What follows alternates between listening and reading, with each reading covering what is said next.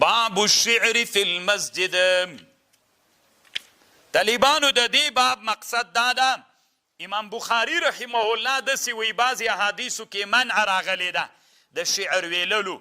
نو امام بخاری مطلب دا ده چې شعر په جماعت کې ویلل چې حسن شعر وي، ښه شعر وي، جماعت کې ویلل د دې شعر روا او جایزه ده. ګوره طالبانو دا داسې چل و انه سمع حسان بن ثابت الانصاري. اصلي قصه داسې وه، حسان ابن ثابت جماعت کې شعر ویلی، عمر رضی الله عنه پې تېرېده، عمر صاحب منع که ترېنه. نو حسان ابن ثابت ورته ویلې، هغه ته یې ویلې عمر صاحب ته، وی ما چې شعر جماعت کې ویلې هغه څوک چې له تا نه خیر و، رسول الله ورته ښایي هغه څه نه راته ویلې، نو ته ولې راته وایې؟ نو د حسان ابن ثابت ابو هریره صاحب هم ولاړو، هغه ته یې مخ ور واړو، داسې ورته ویلې انشدک الله، په الله قسم در کوم، هل سمعت النبي صلی الله علیه وسلم، تا د رسول الله نه اورېدلي دي که نه؟ یقول یا حسان اجب عن رسول الله صلی الله علیه وسلم اللهم ایده بروح القدس. قال ابو هریره ورته ویلې نعم اورېدلي مې دي. ورې خو عمر صاحب منع پې وکړله، حسان ورته ویلي وي هغه چا زه نه یې منع کړی چې له تا نه افضل و. بیا ابو هریره ته مخ ور واړه، رښتیا وایي ما چې جماعت کې شعر ویلی په منبر ناستم، رسول الله راته ویلي که نه چې عجب جواب ورکه اللهم ایده، نو هغه وخت کې ما ویلې شعر، نو ته ولې ما ته وایي چې شعر مه وایه؟ خو دې نه معلومه سوله طالبانو چې شعر ویلل په جماعت کې څنګه دي؟ جایز ده. طالبانو مناظره چا وګټله؟ عمر صاحب وګټله که حسان ابن ثابت؟ حسان ابن ثابت.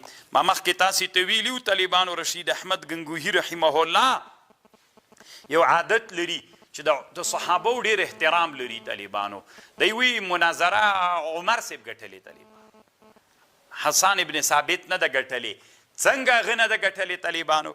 وی حسان ابن ثابت عمر صاحب ته دا معلومه وه چې شعر ویلل جایز دي، خو حسان ابن ثابت دلته طالبانو هغه شعر ویلی چې د هغې اسلام کې جواز نشته، هغه شعر یې ویلی. نو هغه شعر یې ویلی د رد پې باندې وکړه چې جومات کې ولې شعر وایې. ده ورته ویلې چې هغه چا زه لیدلی یم څه یې نه دي راته ویلي چې له تا نه افضل ابو هریره صاحب یې شاهد وګرځاو. نو عمر رضی الله عنه بیرته جواب ورنه که چې هغه خو هغه شعر و چې روا ده، ته خو ناروا وایې. جواب یې ځکه ورنه که عمر رضی الله عنه چپ سو، کنې حق له عمر صاحب سره چې د حدیث په مقابل کې طالبانو مقابله رانسي.